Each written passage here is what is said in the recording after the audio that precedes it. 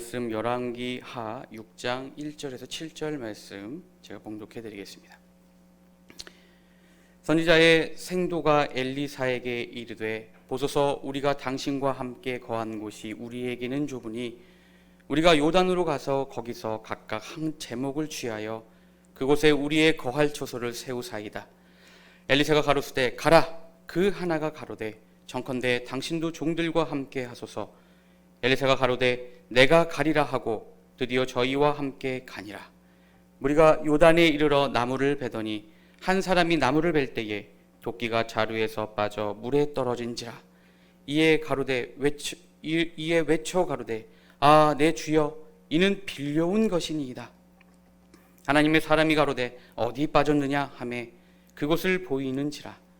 엘리사가 나뭇가지를 베어 물에 던져서 도끼로 떠오르게 하고 가로되 너는 취하라. 그 사람이 손을 내밀어 취하니라. 아멘.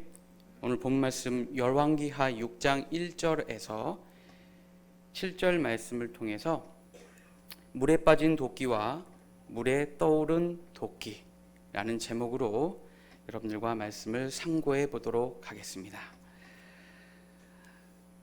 이 말씀은 우리가 너무나도 잘 아는 말씀으로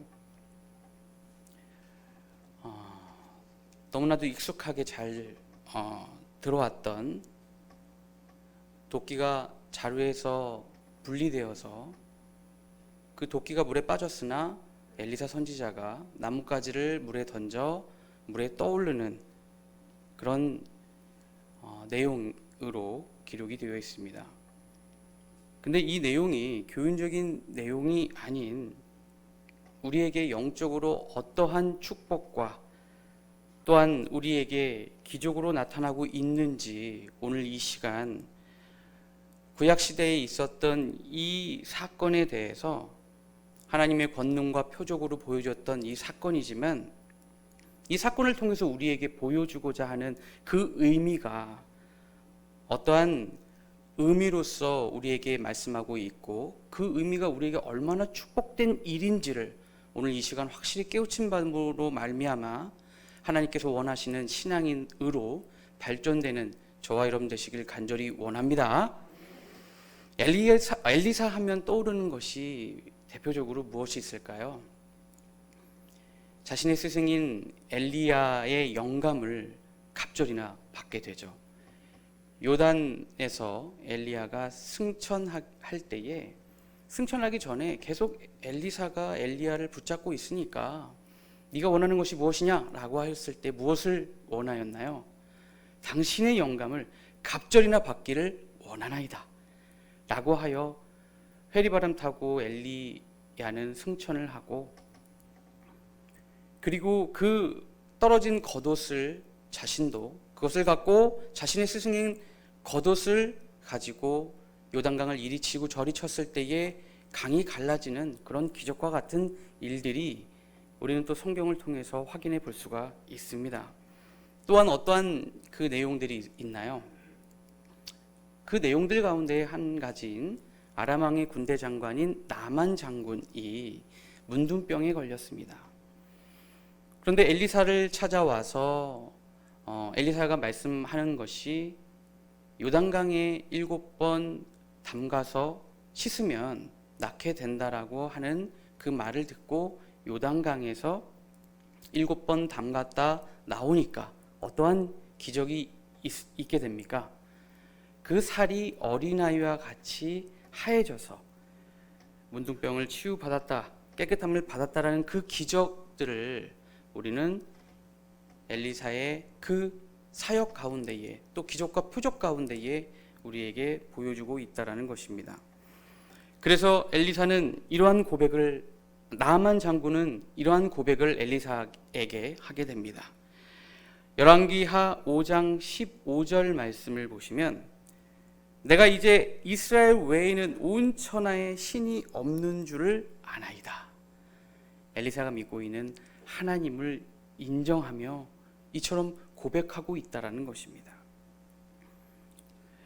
근데 오늘 본문 말씀에 보면은 물에 빠진 이 도끼를 떠오르게 한 이 사건이 우리가 보더라도 중력을 무시하고 이미 가라앉아 있는 그 도끼가 물에서 떠오른다라는 것 자체는 가능한 일이 아닙니다.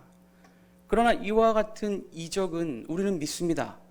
하나님께서 엘리사를 통해서 그와 같은 일들을 이미 우리에게 보여주셨다는 사실에 우리는 믿어 의심치 않습니다. 이적이란 기이한 행적을 말하고 신의 힘으로 되는 불가사의한 기적을 뜻합니다. 근데 단지 열왕기하 6장 1절에서 7절에 해당되는 내용을 통하여 물론 장막터를 넓히기 위해 자신들의 그 처소가 비좁아서 장막터를 넓히기 위해서 나무를 구해야 했고, 나무를 구하기 위해서는 나무를 찍어서 넘어뜨릴 수 있는 도끼가 필요하지 않습니까? 그런데 도끼가 빠져서 그것이 물에 가라앉았는데 중력을 무시한 채 그 도끼를 다시 떠오르겠다라고 하는 이 기적과 같은 일들이, 신묘막직한 이 일들이 단순히 하나님의 사람인 엘리사이기 때문에, 하나님이 함께하고 있는 선지자이기 때문에 가능하다. 우리는 이와 같은 기사와 이적, 정말 하나님과 함께 해야 된다라고 하는 믿음의 어떤 그 견고함을 주는 그런 여러 가지의 우리 믿음의 동기가 부여될 수 있는 의미들을 우리는 늘 들어왔었습니다. 동화 내용 중에 금도끼, 은도끼 알고 계시죠? 금도끼, 은도끼, 이 도끼가 네 도끼냐? 라고 했을 때 거기에 포인트는 뭔가요? 정직입니다. 정직하였기 때문에 그 은도끼, 은도끼를 다 가질 수 있었죠.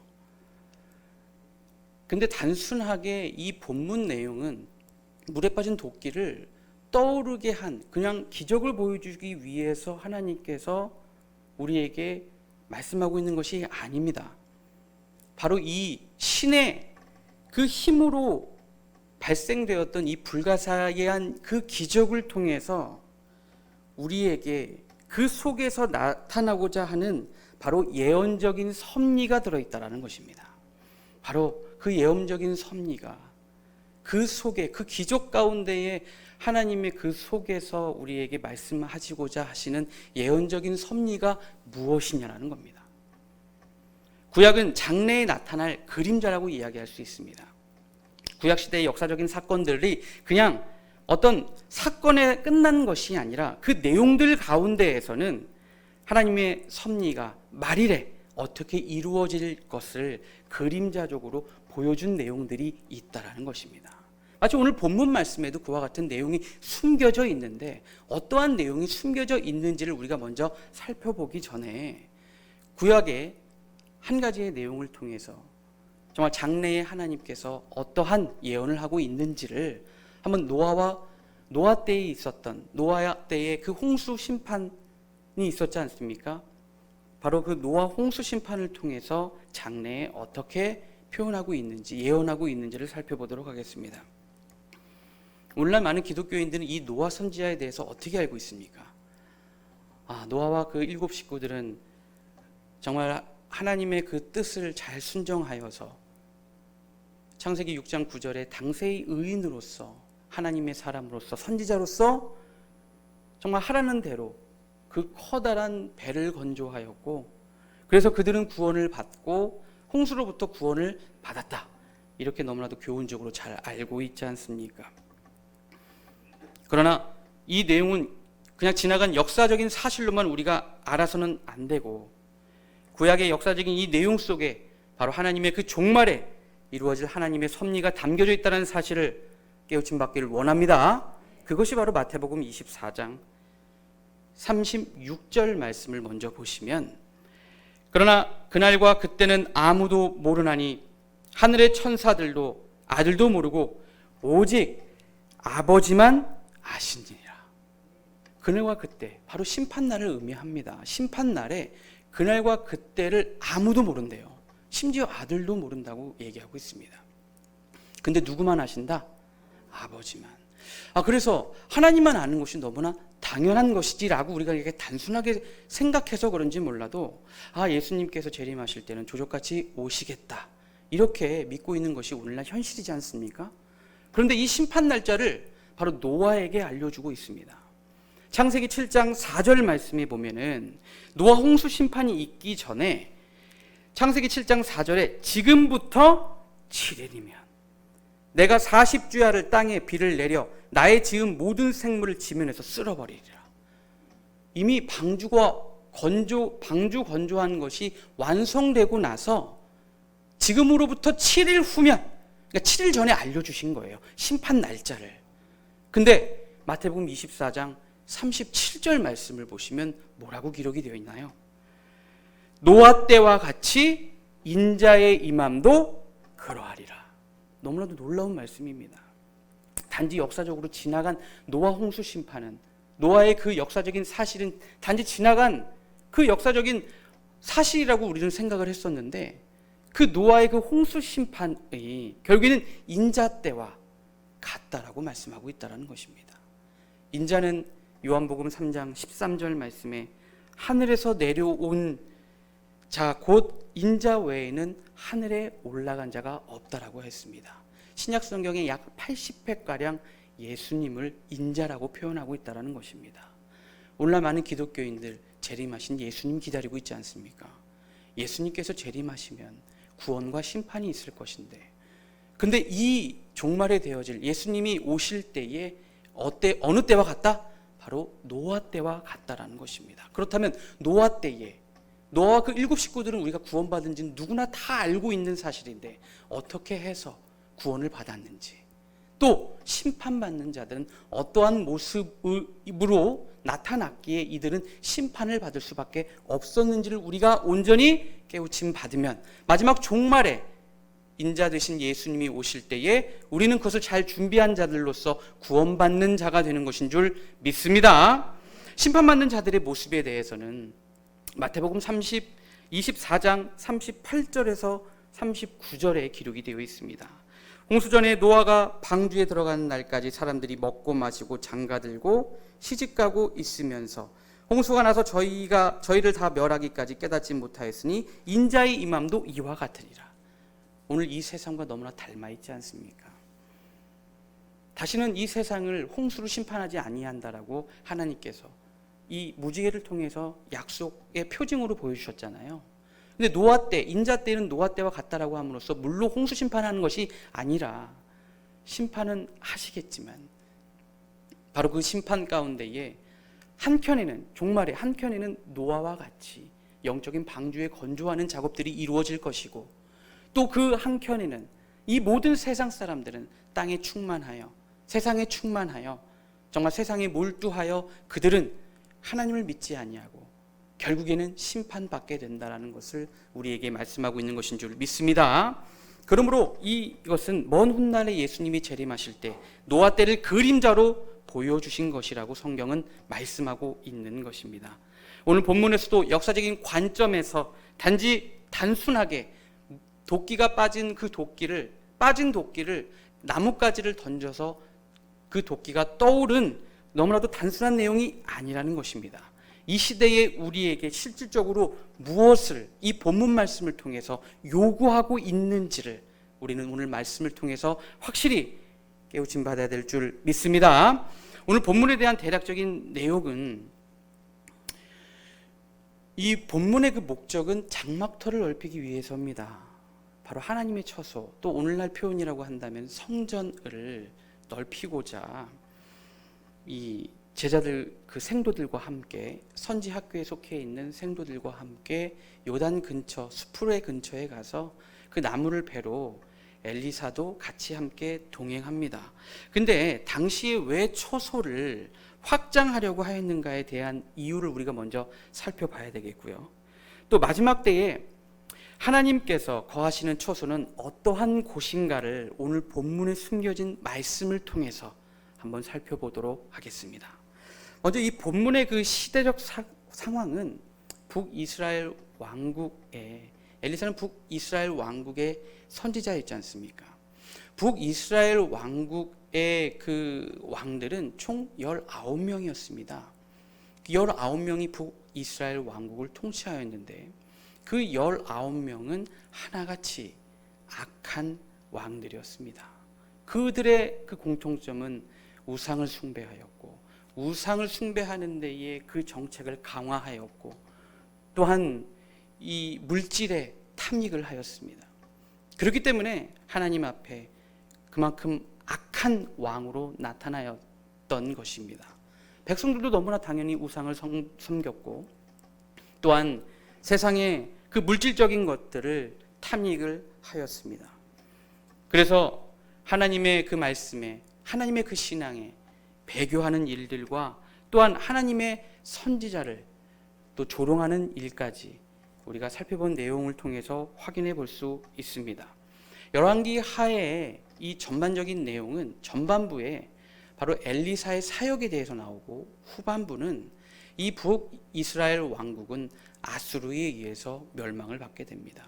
그리고 136년 후에 바로 남유다국이 바벨론에 의해서 멸망을 받는다라고 하는 어떤 비극적인 내용들이 기록이 되어 있지만, 이와 같은 이스라엘, 그 북이스라엘이나 남유다 왕국이 이와 같은 비극을 맞게 된 이유는 바로 선지자, 하나님의 사람, 선지자들의 그 경고를 무시하였기 때문에 그렇습니다.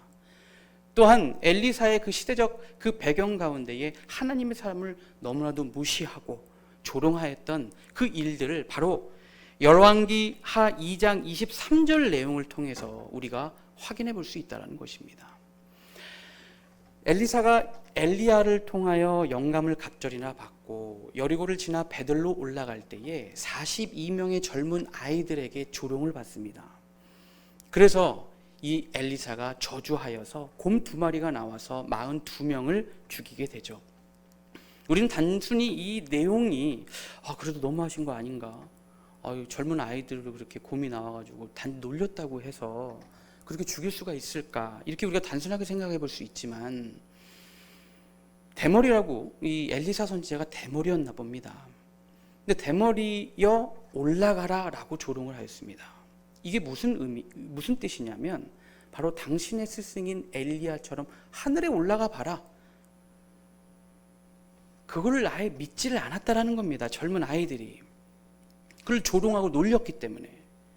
이처럼 그와 같은 그 백성들이 하나님의 그 선지자를 터부시하였고 무시하였고 조롱하였다라는 것을 우리는 어쩌면 이 시대적 배경을 안고 있었기 때문에 엘리사 선지자는 자신의 스승인 엘리야에게 영감을 갑절이나 요구하였는지도 모릅니다.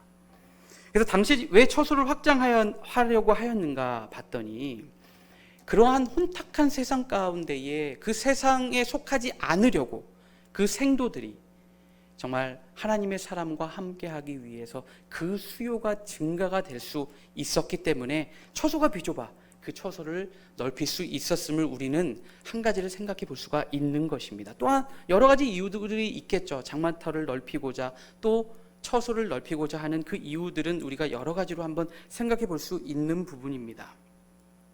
그런데 수풀에 가서, 요단 근처의 수풀에 가서 나무를 베려고 할 때에 각각 한 제목씩 취하라고 하여서 나무를 베려고 할 때에 한 생도가 그 도끼질을 했었기 때문에 그 도끼가 자루와 분리가 되어서 물에 빠진 그런 어떤 사건이었는데, 그 물속에다가 그 정확한 그 위치에 가지를 던져서 그 가라앉았던 도끼가 떠오르는 너무나도 신묘막측한 그런 어떤 내용들이 오늘 본문에 나오는 내용이지만, 우리가 이러한 구약에 있었던 사건은 후에 나타날 하나님의 그 장래에 어떠한 메시지가 담고 있는지를 우리가 오늘 살펴보려고 합니다.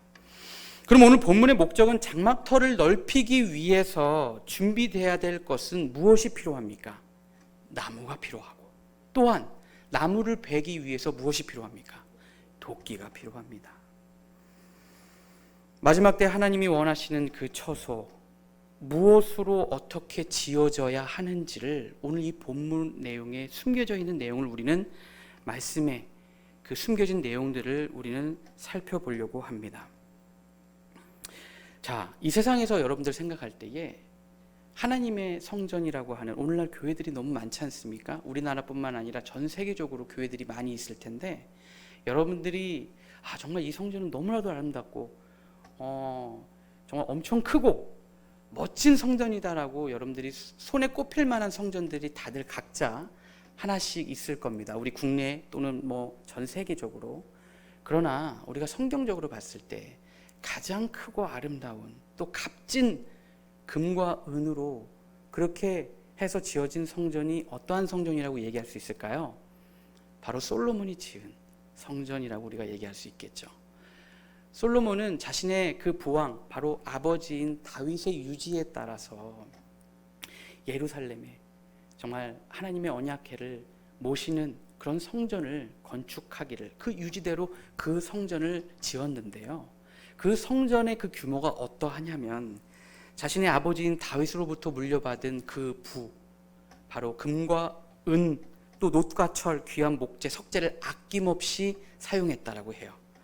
또한 성전 기초석은 크고 귀한 돌을 떠다가 아예 성전 안에서 그걸 망치질한 게 아니라 그냥 아예 그걸 떠다가 성전에다가 기초석을 세웠다고 합니다. 또 그 성전에 동원된 인원만 하더라도 18만 명 정도 됐다라고 합니다. 여러분들 이렇게 세워진 성전 이 전 세계를 돌아봐도 어디에도 없을 거라 생각이 듭니다. 그러나 이렇게 엄청나게 솔로몬이 하나님의 성전을 지었는데 하나님이 그 성전에 그 결과는 하나님이 그 성전에 거하셨나요? 거하시지 않았다라는 겁니다. 여기서 우리가 알아야 될 것은 그렇게 손으로 지어진 엄청난 금은 보화로 그렇게 지어진 성전에 중요한 것은 하나님이 거하시지 않았다는 겁니다. 사도행전 7장 47절에서 49절 말씀을 보시면 47절입니다. 48절까지 보겠습니다. 솔로몬이 그를 위하여 집을 지었느니라. 그러나 지극히 높으신 이는 손으로 지은 곳에 계시지 아니하시니 라고 하시므로 지금도 우리가 아무리 손으로 멋지게 성전을 짓는다 하더라도 하나님은 손으로 지어진 또 그 성전이 값비싼 목재 어떠한 석재 금은보화로 짓는다 하더라도 그 성전에는 하나님이 계신다 안 계신다? 안 계신다라고 성경에 기록되어 있는 거예요. 우리는 기록된 말씀을 믿는 줄 믿습니다. 종말에 이루어질 계시록에도 이 계시록을 기록한 사도 요한도 성 안에 건물적인 그 건물 성전을 보려고 했었어요. 너무나도 당연하게. 그런데 계시록 21장 22절 말씀에 보면은 성 안의 성전을 내가 보지 못하였으니 이는 주 하나님 곧 전능하신 이와 및 어린 양이 그 성전이지. 바로 하나님과 예수님이 성전이라고 말씀하고 있는 것인 줄 믿습니다. 그렇다면 손으로 짓지 아니하는 성전에 하나님께서 계시지 아니한다. 그러면 어떠한 성전에 하나님께서 계시냐라는 거예요. 하나님이 계시는 장소 그곳은 어떠한 재료로 만들어져야 되냐는 거예요. 그곳이 어딘지를 알아야 우리는 그곳에 갈 것 아니겠습니까? 그것을 우리는 어떻게 알아볼 수 있어요? 바로 기록된 성경을 통해서 알아볼 수 있는 것인 줄 믿습니다.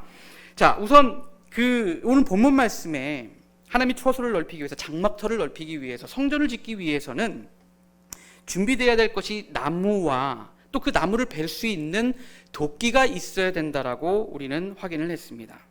여기에 나오는 이 제목 목재는 실상적인 나무가 아니겠죠. 왜? 솔로몬이 그와 같이 값비싼 나무와 석재를 아무리 지어도 그 성전에 하나님이 계신다고 하지 않았으니 오늘 본문 말씀의 이 나무는 또 성경에서 말하는 이 나무는 실상적인 나무를 얘기하는 것이 아니라 바로 나무는 무엇으로 비유하고 있냐라는 겁니다. 그것이 바로 실상의 말씀인 줄 믿습니다. 마태복음 13장 34절 말씀에 보면은 예수께서 이 모든 것을 우리에게 비유로 말씀하시고 비유가 아니면 아무것도 말씀하지 아니하였다라고 했습니다.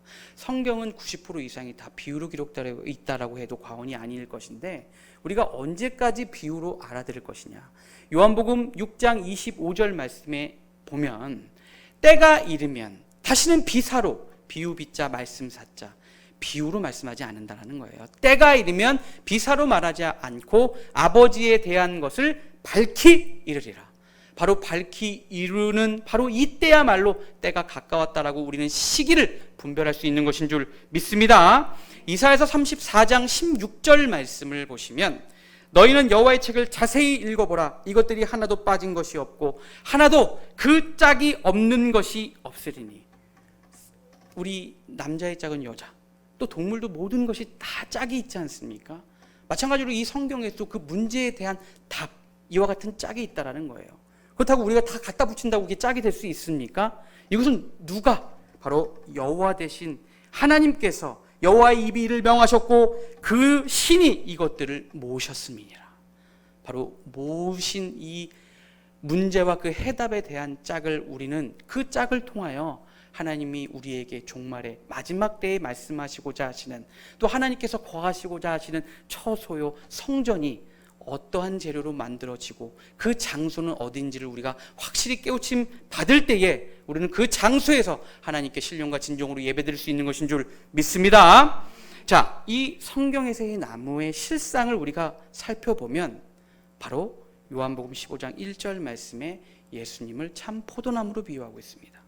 또한 예레미야 5장 14절 말씀에 이 백성으로 무엇을 삼고? 나무. 바로 사람을 나무로 비유한 줄 믿습니다. 세상에도 이런 표현이 있잖아요. 젊은 청소년들을 꿈나무라고 표현을 하고, 또한 훌륭한 사람들을 가리켜 인재라고 표현을 합니다. 바로 사람을 나무로 이렇게 비유해서 설명하고 있다는 것이죠.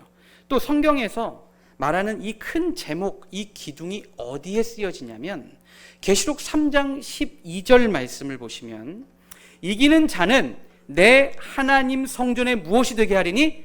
기둥이 되게 하리니. 하나님의 성전에 그 기둥이 나갈 수 있습니까?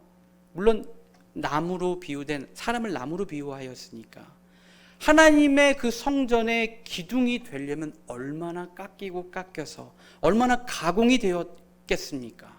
그 가공이 자신 스스로가 된 것이 아니라 바로 하나님의 말씀으로 단련받고, 그렇게 하나님께서 가르침을 통하여서 하나님의 기둥이 될 수 있는 것을 우리에게 말씀하고 있는 것인 줄 믿습니다. 그렇다면 성경에는 하나님이 거하시는 성전은 어디인지를 먼저 우리가 살펴보고 하나님의 성전을 이루는 그 재료들은 무엇인지를 살펴보도록 하겠습니다. 자, 사도행전 7장 47절에서 49절 다시 한번 보실까요? 솔로몬이 그를 위하여 집을 지었느니라. 그러나 지극히 높으신 이는 손으로 지은 곳에 계시지 아니하시나니 선지자의 말한 바 주께서 가라사대 하늘은 나의 보좌요. 하나님의 보좌가 하늘에 있대요. 너무나 당연한 것 아닙니까? 당연하다고 생각해 볼 수 있지만 저 공중의 그 하늘은 아닐 것입니다. 이것의 실상이 또한 있다라는 거예요. 땅은 나의 발등상이니 너희가 나를 위하여 무슨 집을 짓겠으며 나의 안식할 처소가 어디뇨? 바로 솔로몬의 성전에 하나님, 손으로 지어진 성전에 하나님이 계시지 아니한다라고 하고서 하나님의 거할 처소가 어디냐라고 말씀하고 있는 거예요. 그런데 단서를 주시죠. 하늘은 나의 보좌요. 바로 하늘에 하나님의 보좌가 있는 줄 믿습니다. 그러면 이 하늘은 무엇이냐? 이 하늘에 있는 하나님의 이 보좌의 장소는 어디냐? 예레미야 3장 17절 말씀을 보시겠습니다. 그때 예루살렘이 여호와의 보좌라. 바로 이 예루살렘, 저 중동의 지명적인 예루살렘이 여호와의 보좌가 아니라는 것을 우리는 너무나도 잘 알고 있지 않습니까? 근데 예루살렘이 바로 하나님의 보좌가 있는 곳이라고 말씀하고 있는 것은 스가랴서 8장 3절 말씀을 보시면 나 여호와가 말하노라 내가 시온에 돌아왔은즉 예루살렘 가운데에 거하리니 예루살렘은 진리의 성읍이라. 바로 예루살렘은 성경에서 말하는 예루살렘이라고 말하는 것은 바로 진리의 성읍이라고 분명하게 말씀하고 있는 것인 줄 믿습니다. 그러면 이곳이 바로 하나님의 보좌가 있는 곳이요 하늘이라고 말씀하고 있는 거예요. 그러면 진리의 성읍이 무엇이냐는 것이죠. 진리는 요한복음 17장 17절 말씀에 저희를 진리로 거룩하게 하옵소서. 아버지의 말씀은 진리니이다. 바로 진리는 하나님의 말씀인 줄 믿습니다. 하나님의 말씀으로 이루어진 성읍, 바로 진리의 성읍, 말씀 성읍에 하나님의 보좌가 있는 곳인 줄 믿습니다. 그것이 바로 하늘이라고 표현하고 있다라는 것입니다. 그러면 이 말씀 성우는 무엇을 이루고 있는가? 무엇으로 이루어지고 있느냐? 라고 하는 것을 우리는 꼭 알아야 된다는 것입니다. 그래, 말씀 성읍. 그래, 말씀이 있는 곳이겠지? 이렇게 우리가 생각할 수 있지만 우리는 그 부분에 있어서 분명하게 기록된 성경을 통해서 깨우침 받아야 된다는 것입니다. 자, 고린도전서 3장 16절에서 17절입니다. 너희가 하나님의 성전인 것과 바로 우리가 하나님의 성전이 될 수 있다고 말하는 거예요. 그 조건은 하나님의 성령이, 이 성령은 요한일서 5장 7절 말씀에 증거하시는 이는 성령이니 성령은 무엇이다? 진리니다. 진리는 요한복음 17장 17절 말씀의 말씀인 줄 믿습니다. 즉 하나님의 성령, 바로 말씀이 너희 안에 거하시는 것을 알지 못하느뇨. 누구든지 하나님의 성전을 더럽히면 하나님이 그 사람을 멸하시리라. 하나님의 성전은 거룩하니 너희도 그러하리라. 바로 하나님의 말씀이 우리 안에 있었을 때 우리는 하나님과 예수님을 모시는 바로 하나님의 성전이 되는 것인 줄 믿습니다. 이와 같이 하나님을 믿는, 하나님의 말씀이 있는 사람 목재를 통해서 그러한 하나님의 인재요, 하나님의 제목들로 인해서 말씀 성읍을 이룬다라고 말씀하고 있는 거예요. 이것이야말로 진리의 성읍, 손으로 짓지 아니한 성전에 하나님이 거하시지 아니한다라고 하어 있는데, 바로 이러한 진리의 성읍에 하나님이 보좌가 있을 곳이요 하나님이 거하신다라고 하는 것, 우리는 하나님과 예수님의 말씀이 우리 안에 온전히 거함으로 말미암아 하나님의 성전에 기둥된 자로 나타남 받았을 때 우리는 진리의 성읍을 이루는 그러한 하나님의 인재들로 나타나게 될 것인 줄 믿습니다. 오늘 본문 말씀 내용 중에 열왕기하 6장 2절 말씀을 보시면 우리가 요단으로 가서 거기서 각각 한 제목을 취하여 그곳에 우리의 거할 처소를 세운 사이이다. 엘리사가 가로되 가라라고 명령을 합니다. 이 제목이라고 하는 사전적인 의미를 보니까요, 목조의 건축물, 또 가구 따위를 만드는 데 쓰이는 나무라고 너무나도 우리가 잘 알고 있는 내용으로 나와 있어요. 또 두 번째 내용으로 어떠한 내용이 있냐면, 어떤 일을 할 수 있는 능력을 가졌거나 어떤 지위에 합당한 인물, 이렇게 이 제목에 대해서, 나무 제목에 대해서 이렇게 또 사전적인 의미가 있다라는 것입니다.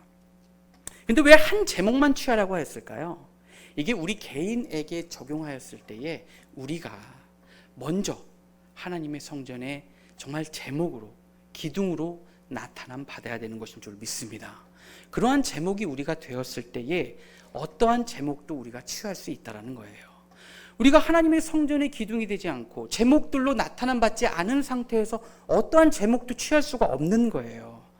우리가 하나님의 성전의 기둥으로 쓰임받기 위해서 우리의 가지가 잘리고 우리의 교만과 우리의 탐욕과 우리의 욕심, 그런 가지가 하나님의 말씀으로 잘려나갈 때에 그러한 제목들로 하나님의 성전에 쓰임받았을 때 우리가 다시 하나님의 장마터를 넓히기 위해서, 그 제목들을 구하기 위해서 우리가 이미 잘려져 있는, 잘릴 줄 아는, 그래서 하나님의 말씀 안에서 순종할 줄 아는 그러한 하나님의 목재로서 다른 재료를, 제목들을 구할 수 있음을 또한 이 본문 말씀을 통해서 우리에게 말씀하고 있는 것인 줄 믿습니다.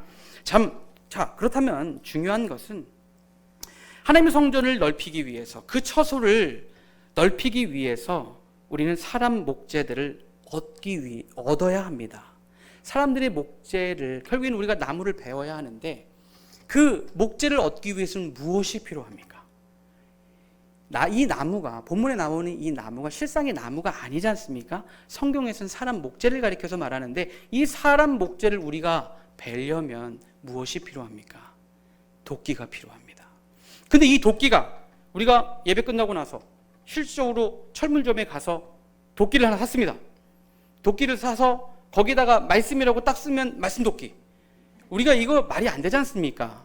바로 이 도끼는 실상의 그 도끼를 얘기하는 것이 아니라 우리가 나가서 사람들의 그 제목감으로 우리가 그 나무를 벨 수 있는 이 도끼는 바로 말씀을 상징하고 있는 것인 줄 믿습니다. 그 말씀을 들고 가는 우리가 바로 그 도끼의 자루에 해당되는 것이고, 우리가 들고 가는 우리 안에 거하는 하나님의 말씀을 통해서 하나님의 성전을 이루고 하나님의 성전을 건축할 수 있는 그 제목감들을 구할 수 있는 말씀 도끼를 상징해서 말씀하고 있는 것인 줄 믿습니다. 그런데 그러면 우리가 하나님의 이 말씀 도끼가 분리되어서는 아니 되는 것입니다. 근데 오늘 본문 말씀에 이 도끼가 어떻게 됐나요? 빌려온 도끼이기 때문에 분리가 되었습니다. 그래서 물속에 빠지게 되었죠. 그러나 이 일체된 도끼는 어떠한 의미를 갖냐면 예수님도 요한복음 1장 14절 말씀에 보면은 말씀의 육신화가 됐지 않습니까? 하나님의 말씀을 대언하는 예수님의 그 사명은 거침이 없었습니다. 모든 것을 뵐 수 있었고 정말 모든 것을 하나님의 말씀을 통해서 끌어올 수 있었습니다. 그것이 분리되지 않은 도끼를 가진 바로 말씀의 육신화가 되었다는 것입니다. 우리 또한 하나님의 장막터를 넓히기 위해서, 처소를 넓히기 위해서 어떠한 도끼를 가지고 있어야 됩니까? 내부에서는 도끼를 빌려와도 됩니다. 우리가 아직 자격이 안 되기 때문에. 그래서 우리는 그런 말씀을 통해서 배움이 있는 시간이 있고 신학원을 통해서 또 목사님이 전해주시는 말씀을 통해서 분리되지 않은 도끼를 우리는 준비하는 과정이 있습니다. 또한 이미 그렇게 분리되지 않은 도끼를 가지신 여러분들이 있습니다. 선배 교육자님들이라든가 또 우리 지역장님들, 교육자님들이 많이 계십니다. 그래서 내가 저 사람을 전도하고 싶은데 저 목재를 꼭 우리 하나님의 성전의 처소의 제목으로 사용하고 싶은데 내 도끼는 아직 온전하지 못하여 내부에서 도끼를 빌려올 수는 있습니다. 그것이 잘못됐다는 것이 아닙니다. 그러나 외부에서 빌려오는 것은 잘못된 거죠. 왜? 다른 어떤 교회에서나 다른 교리의 어떤 도끼를 빌려오면 너무나도 말이 안 되는 것이죠. 그러나 이처럼 말씀에 분리된 자는 하나님의 말씀과 함께 분리된 자로서 행동이 하나님의 뜻 안에서 그 행동이 제약될 수밖에 없는 것입니다.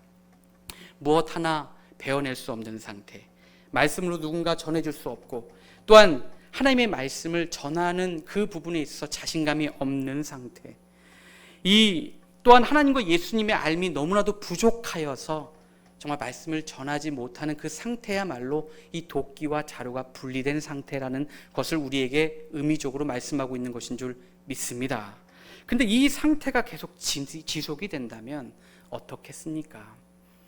정말 오늘날 많은 기독교인들 가운데 종으로 사는, 정말 종의 신앙에서 벗어나지 못하는 그 나무를 벨 수가 없습니다. 또 죄인이라고 너무나도 당연하게 그렇게 신앙생활하고 있는 그런 나무들과 가지를 베어낼 수가 없습니다. 그들을 베어내기 위해서는 우리는 분리되지 않는 말씀의 도끼를 가지고 있어야 되는 것인 줄 믿습니다. 근데 이 도끼가 물속에 가라앉았는데 그 말씀 도끼를 떠오르게 한 것이 무엇입니까? 엘리사를 통해서 바로 가지라는 것입니다. 이 가지는 그냥 나뭇가지를 상징한 건 절대 아닐 것입니다. 성경은 비유적으로 기록되어 있기 때문에. 그렇다면 이 가지는 무엇을 상징하는지 우리가 이사야서 11장 1절에서 2절 말씀을 보시겠습니다. 이새의 줄기에서 한 싹이 나며, 이새의 이 줄기는 바로 다윗 아들들 가운데의 다윗을 가리키는 겁니다. 그 뿌리에서, 바로 다윗의 뿌리에서 무엇이 난대요? 한 가지가 나서. 계시록 22장 16절 말씀에 예수님은 나는 다윗의 뿌리라고 하였습니다. 바로 이 다윗의 뿌리에서 한 가지가 나서 무엇을 한대요? 결실한다라고 기록되어 있습니다. 끝을 낸다, 마무리를 짓는다라는 얘기예요. 근데 이 가지에게 그 위에 무엇이 강림한다? 여호와의 신, 곧 지혜와 총명의 신이요 모략과 재능의 신이요 지식과 여호와를 경외하는 신이 그 위에 무엇한다? 강림하신다. 바로 말씀 도끼, 수면에 잠겨진 그 물속에 잠겨진 그 말씀의 도끼를 떠오르게 하는 것은 바로 이 가지의 역사인 줄 믿습니다. 이 가지가 받은 그 신, 하나님의 지혜의 신, 총명의 신, 바로 여호와를 아는, 경외하는 그 신이 임하였기 때문에 너무나도 당연하게 중력을 무시하고 그 도끼, 말씀 도끼를 떠오르게 한다는 겁니다. 우리는 이 말씀을 알지 못하였을 때 하나님의 진리의 성읍을 이루는 제목이요, 목재요, 그렇게 해서 하나님의 장막터를 이루어야 된다는 사실을 우리가 알지 못하였을 때는 그 말씀 자체가 물에 잠겨져 있었습니다. 그래서 도끼 자체가 분리된 상태에 있었던 것이죠. 그런데 가지의 역사, 그 가지의 역사를 만나고 나서 그 물속에 잠겨져 있던 말씀의 도끼가 떠오르기 시작합니다. 우리의 생각에, 우리의 심중에 그 말씀을 떠오르게 한 역사. 그래서 그 도끼를 건져내어서 자루에 딱 이가 맞았을 때에 우리는 예수님과 같이 말씀의 육신화가 된 자로서 하나님의 장막터를 넓힐 수 있다라고 하는 사실, 그 장막터, 바로 그 처소에 하나님께서 계신다라고 하는 것을 우리에게 말씀하고 있는 것인 줄 믿습니다. 예레미야 33장 15절에서 16절 말씀을 보시겠습니다. 그날 그때에 내가 다윗에게 한 의로운 가지가 나게 하리니 그가 이 땅에 공평과 정의를 실행할 것이라. 그날에 유다가 구원을 얻겠고 예루살렘이 안전히 거할 것이며 그 성이 여호와 우리의 의라 일컬음을 이루리라. 종말의 역사는 가지의 역사인 줄 믿습니다. 가지의 역사에 여러분들은 동참하고 계십니다. 그러므로 우리에게 생각나지 아니하였던 하나님의 말씀의 그 참된 진리의 말씀의 지혜의 도끼를 우리 잠겨져 있던 그 물속에서 우리에게 꺼내 주었고, 그래서 그 말씀의 도끼를 우리에게 하나씩 그 온전한 그 일체된 도끼를 주고 있더라는 것입니다. 이제는 하나님의 그 장막터를 넓히고 지으라고 하는 그 사명을 우리에게 주고 있더라는 것입니다. 오늘 본문 말씀에서 요구하고 있는 것은 바로 그와 같이 하나님의 말씀, 예수님의 말씀이 우리 안에 온전히 거하여 하나님의 기둥된 자로 나타난 바다, 하나님의 성전에 그러한 참된 인재요 제목들로 나타난 바다. 결국에는 많은 나무들이 필요하지 않습니까? 나무들을 필요하기 때문에 그 나무들을 베려면 분리되지 않은 일체된 말씀의 도끼를 온전히 가진 자 되어 하나님께서 거하시는 바로 참된 하나님의 처소요 성전을 온전히 건축하시는 저와 여러분 되시길 간절히 바라면서 말씀 마치겠습니다.